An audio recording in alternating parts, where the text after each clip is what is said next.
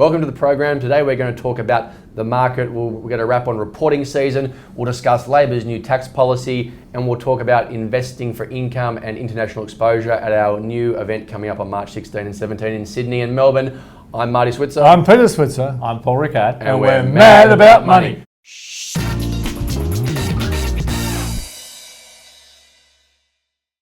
We've only got 8 minutes and we're going to cover each topic in no more than 2 minutes. First question, Pete, the market, good couple of days in Australia, a good Friday in the US last week. It was up again last night. Have we found a bottom on on the way up? Look, 1812 was the important level in the S&P 500 in the US. And those classical music buffs out there, the 1812 overture. And we've bounced about 80 points since then, which is a fantastic thing. The question I guess you have to ask is this a suckers rally? Because everyone was so negative last week. I suspect we oversold and we are coming back. Whether it can keep on going at this point in time, I'm not sure. A lot of smart money tells me they think this market comes back in October for some reason. We'll have to just explore that for some other day. But they believe there's a seasonality, like sell in May and go away could work again this year. But after that, they reckon the stock market will be ready for a rebound. I hope they're wrong. I hope they rebound now, but I'm not sure. Paul, the US was up last night, but oil was actually, funnily enough, down. Yeah, is that the other way. Is that a positive sign? And what's your view on what's happening at the moment? Yeah, I'm probably with Peter. I think it's probably still more possibly in the suckers rally category. I don't think yet we can say we've seen a bottom in oil and also in commodity prices. I'd like to say we have, but I want more evidence of that. Look, I'm encouraged by what we're seeing locally, but I think it's a little early to get carried away. I think there's going to be other opportunities. So I'm probably still... Do you think there's some more pain to come, or do you think we're going to sort of I don't think you bounce out of these things straight away. You need a catalyst to bounce a lot higher. Yeah. And look, sure, what they've done in Draghi said in Europe on Monday is good. That created confidence. Created some confidence, but I don't think we're out. I think we've had quite a big shock to the system. I doubt we're going to recover as quickly as that. It's funny, the negativity that drove the market down was speculative negativity. The positivity that's coming down is kind of speculative. Draghi says we can do something. OPEC might have an agreement to cut or freeze production when there's nothing certain yet, and that worries me. If we've got more certainty, I'd be in like swing. Is the next payroll number coming up for a sign of US confidence? Yeah. If it's a bad number, it would be probably the recession type people would say, we're winning here. If it's a good number, it'd be like, eat my shorts, doomsday. And that could be the catalyst. Better US figures could be the catalyst for a sustained real turnaround. We'll move on to the next topic, reporting season. A lot happening at the moment. Paul, I'll throw to you to give the report card so far on what's happening. Your thoughts on how companies are reporting? Look, we've got a lot out of today, and they've only just sort of starting to trickle out. But overall, it's gone pretty well. I haven't seen the sort of latest Shane Oliver count of better than worst expected. But certainly, what we saw last week, what we saw the last 2 days have been pretty good. I mean, take off these names. I mean, CBA report last week was good. Challenger yesterday was good. CSL was good. Boral was good. Amcor was good. Aurora was good. AGL was good. BlueScope reported earlier was good. SG Fleet was good. Even Pacific Brands was good. There's a lot of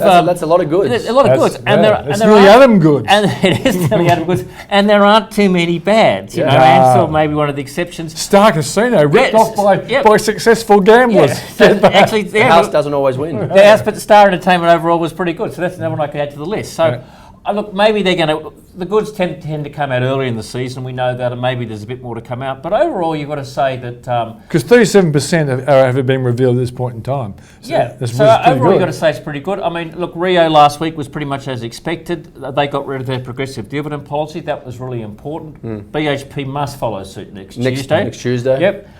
Woodside today's come out. It's cut its dividend. The total dividend's going to be 109 US cents versus 255. Have you worked the yield out on that? That still puts it. That's about $1.40 Australian. That still puts it at a yield of about 4.5%. So it's come down, but that's what you expect. And they say their balance sheet's in good strength. So interesting to see how the market takes that. Telstra tomorrow is also a big one. Yeah. Do you think if we didn't have these international headwinds, based on how the companies have been reporting so far, our market would be in a much stronger position? 5,400 would be. Yeah, I think expectations were very low going into it, and so far we're seeing, it's not too bad. I mean, we're seeing a little bit of top line growth in a number of companies, and we're also seeing better earnings. So I think overall, you have to say that's a tick.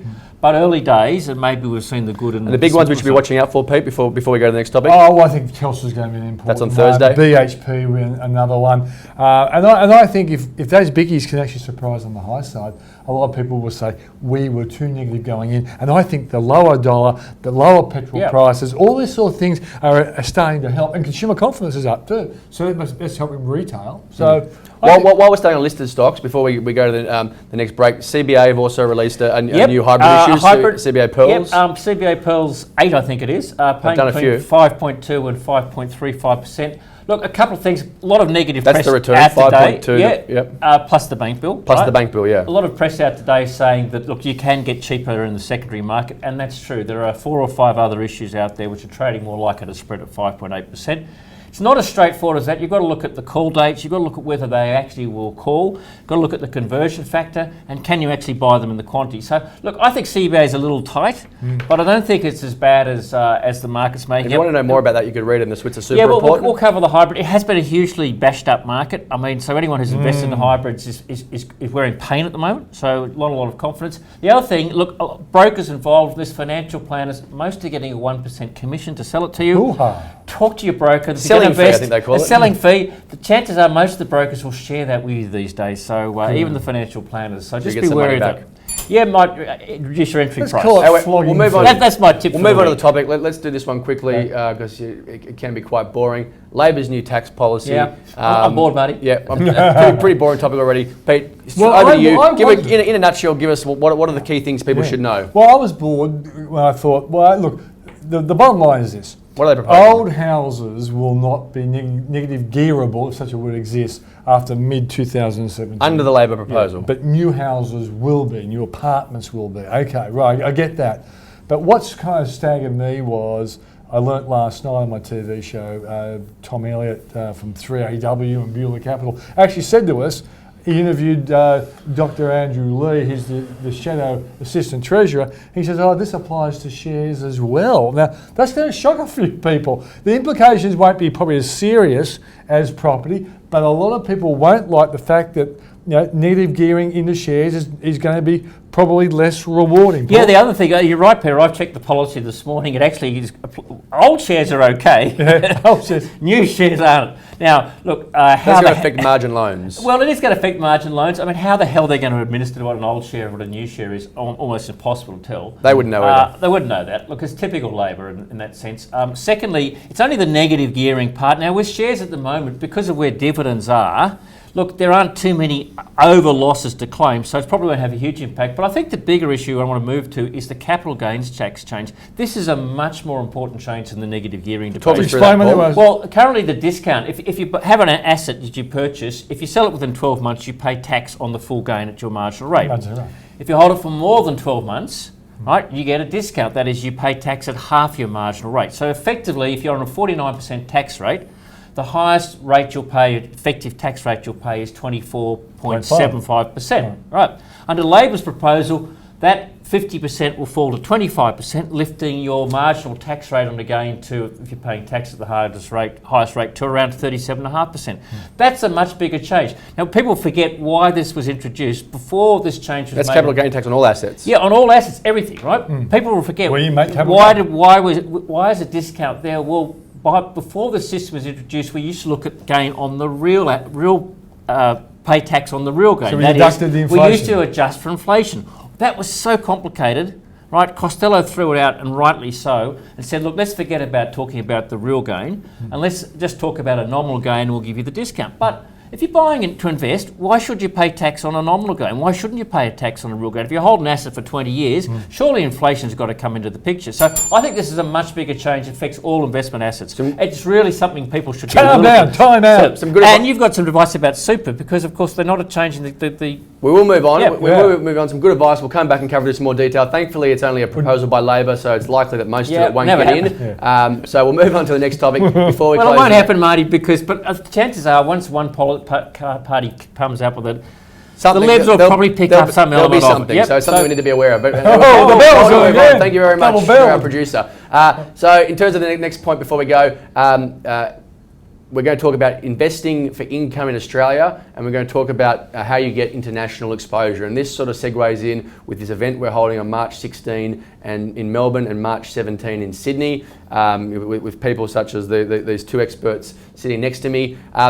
Paul, we'll start with you. Investing for income. What are some of the things that we're going to be talking about on the day? Yeah, I think what really drives investing for income in Australia is the tax rate and the tax system, dividend imputation, and also the benefits of deferred tax. So we're going to be looking very much about investing for shares for income and how you can manage that. We'll Dividends. Dividends, yep, and why that is pretty unique for a number of investors and why it's so different in Australia compared to overseas. Yep. And that's why we have high dividend yields. But also even investing things through property where you've got the benefit of deferred tax, which represents the depreciation, and you don't pay any tax on the income. That can be an important tax advantage for looking at property for people with a high marginal tax rate. So there's some of the things. We'll also look at fixed interest and infrastructure and as well. And why fixed income in many cases is not very attractive if you're an income investor because of that tax system. But it doesn't mean you shouldn't have it, but they're the things we'll be pressing out. Everyone buys the same companies when they go searching for yield. There are smaller companies that a lot of people don't know, which have been historically very good yield plays, and we'll be talking about them as well. Absolutely. And in the afternoon session, we'll be talking about investing offshore. We've got together some of some groups that we believe to be experts in the international investing space, with Charlie Aiken being one of them. Some of the things that we'll look at there, I guess, will be the different markets that you can invest in. I guess hedging versus unhedging. Hedging versus unhedging. Yeah, big issue, that hedging versus unhedged, because you've got the natural effective hedge of a lower of the dollar, and people don't understand quite what that means in terms of the forward FX exposures. But it's a big issue about whether you're hedged or unhedged, or you leave it to the manager. I think also the other problem people have is how do you do it? And that's the biggest challenge I have with investing offshore. If I want to do it directly, where do I go? If I want to do it through and that's what a manager, who do I choose the right person to sort of share some of that joy with? That's what we'll tell you on the day. March 16 in Melbourne, March 17 in Sydney. The details for the event are up on the screen now. If you haven't registered yet, we'd love to see you there. Thank you very much for your time. I'm Marty Switzer. I'm Peter Switzer. I'm Paul Rickard. And we're mad about money.